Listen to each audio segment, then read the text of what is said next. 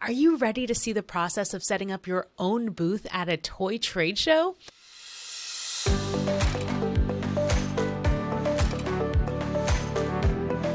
I'm going to show you everything I went through from concept sketch to paper prototype to rolling out the pink carpet at my own toy trade show booth.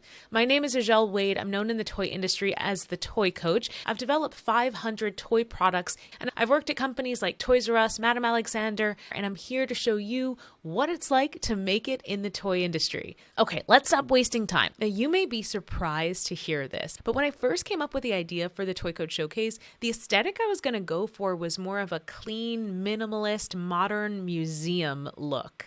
And eventually I found myself down a Google rabbit hole, and I was inspired by the movie premiere for Sing. I don't know if you've seen that film, but it's great. And I could just imagine my students' products framed in these gold frames. So I started mocking it up on Illustrator and in Photoshop, which you see here, just to see what it would look like. This is what I showed my students to get them involved and excited about the process.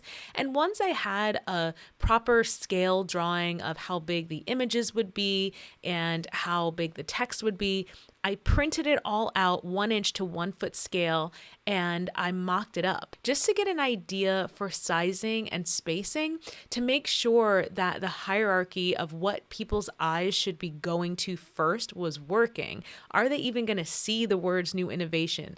Also, I had these 2 separate walls that had to be joined for this display. Where was that seam line going to be? And could I effectively hide it behind a poster of a product? The placement of images on that short wall that you're seeing me put up right now on the right side, how high could they be? We were limited by the Astra organization as to how tall that wall was allowed to be for this trade show.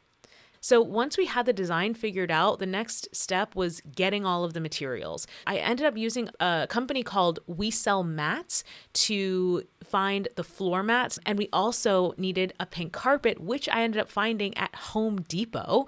They didn't have exactly the size we needed, so I ended up buying 2 carpets and cutting them to form the pieces that I needed to wrap the booth. So now what you're seeing is the arrival of the mats from We Sell Mats, and as you can see, it's a beautiful wood finish, but it's black. We ended up going with like almost a 1/4 inch thick of a mat because after doing some research, we realized that was going to be the most comfortable for people to be standing on their feet all day on. And we just wanted comfort over anything so we could keep selling. That was our focus for this show. So I tested out how easy they were to join, how seamless. It was perfect. Then the rug arrived. This piece. We're going to pause right here because this was a major challenge for me. Our booth was 10 feet by 20 feet. So to create that short wall, we were using like a photography stand, but because we were opening up that pole to its max length of 10 feet, it was dipping in the middle and it was just looking like ghetto. So I was like, no. So we had to go and fashion this T-brace so I could add a 3rd support to the center beam so it wouldn't dip. I know it's a small detail, but when you're doing a DIY project like this and you're trying to be scrappy, the details matter to make it look high end. So yeah, I just wanted to pause quickly on that. I was super proud when we had that done because I knew that the booth was gonna look good. All right, so this is me mocking up the booth in my old apartment. Missed that place. And I was just testing out sizing. I didn't have the proper backdrop yet, but I wanted to test out how big the posters should be to make sure that I had the right poster size because I was just about to send those posters for printing.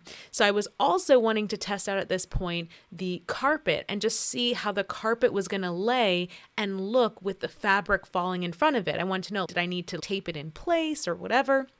I also needed to test the whole width of this booth to make sure it would fit in our 10 by 20 space. So in this shot, you're seeing me at a local printer just picking up our prints. I had to go to 2 printers. One printer handled all of our catalogs and little signage details. Another printer handled our big poster signage and that big Toy Coach showcase signage that you saw earlier there. I was freaking out as he was flipping through these because the posters ended up being way heavier than I thought they would. And I was stressing because we planned to hang those posters by Velcro to a fabric wall. So I was like, how is that going to happen? You see me here adding the gold trim to the posters so that the posters would just look extra fancy and showcasey and work with the whole vibe.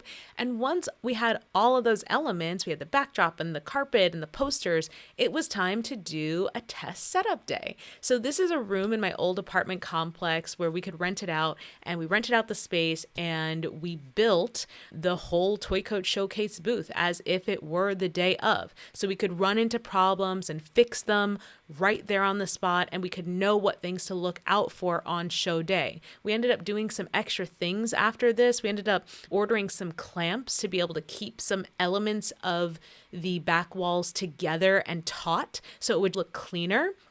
But all in all, it was really a proof of concept that, hey, this thing works and it looks pretty dang good for an affordable booth. Don't worry, we smoothed out all those wrinkles. Now, let's get into marketing. When you attend a toy trade show like Astra, you can't just go show up and see people there. You've got to market yourself for the event before the event. So we did all these interviews with the creators who were going to be part of our showcase, posted them, put ad money behind them, and promoted them to retailers. Then when the show week came, this was us in the car driving from New York to Ohio until we eventually arrived at the Astra Marketplace and Academy event. I was so nervous. Like, looking at this now, I'm like, oh my gosh, I was freaking out. I'm not gonna lie. I was freaking out. Oh, and then we got to our room.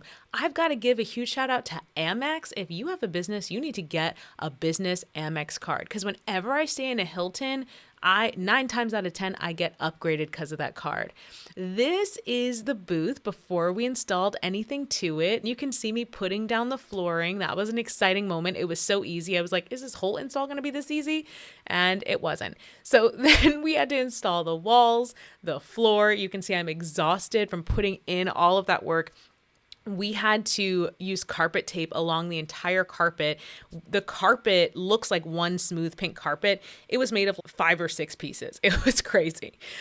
Looking at this all together, the table with the pink tablecloth and the white runner and the chairs.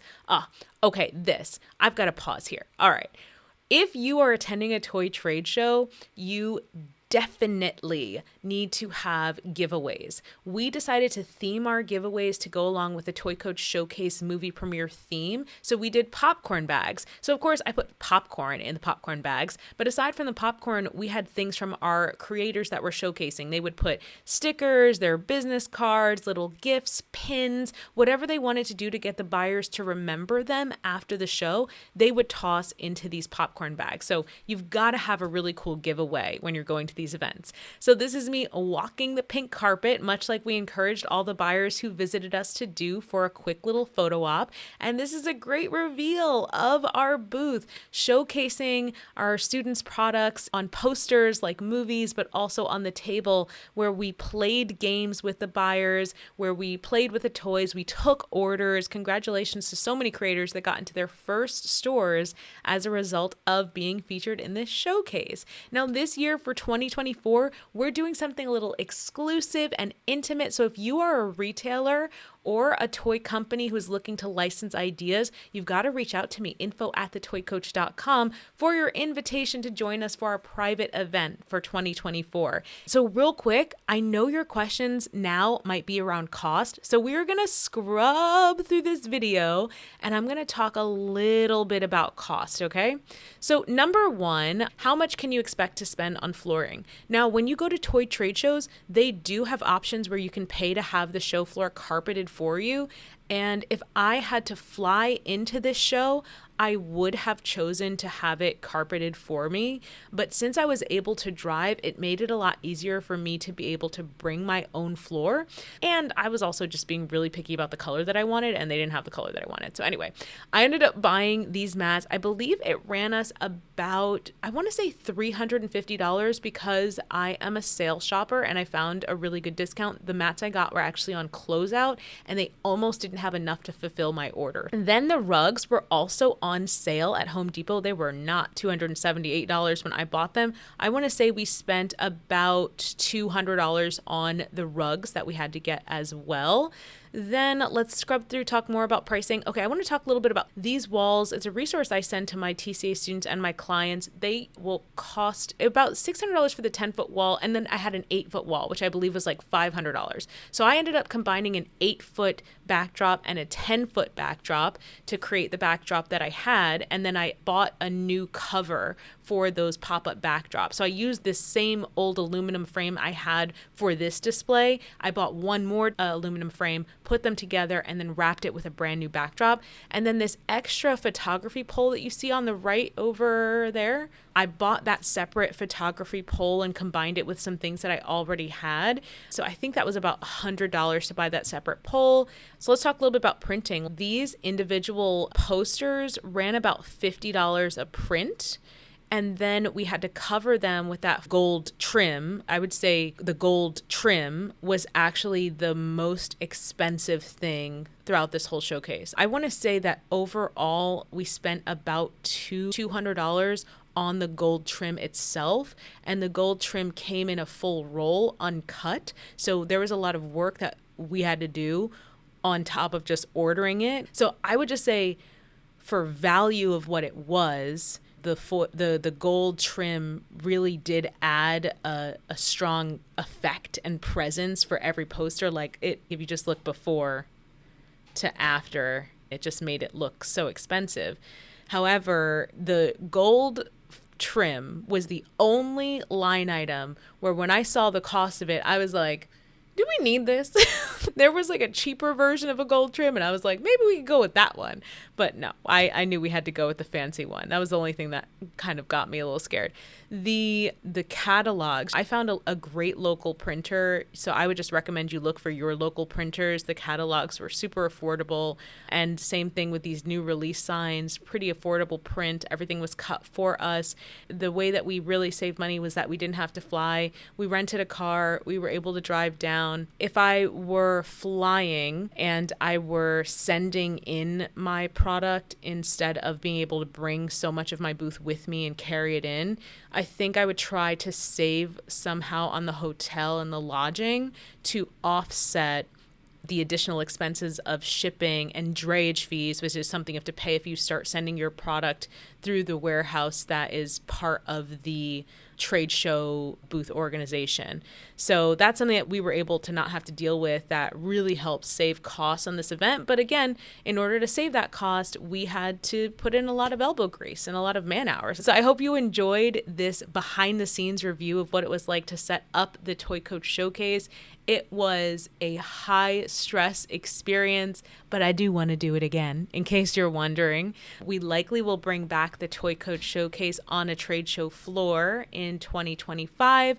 We may potentially bring it back in 2024, but that would be at the end of 2024. So you'll just have to stay tuned to everything happening with the Toy Coach to find out.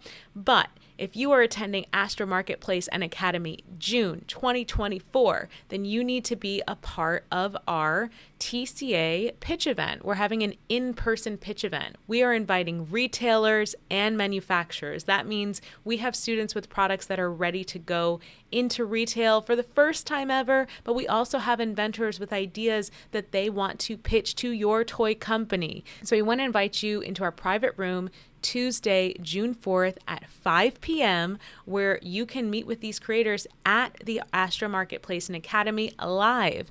I would really love to curate your walk through this event. And if you have any questions at all, just message me info@thetoycoach.com or leave a comment wherever you're watching this video and I will get in touch.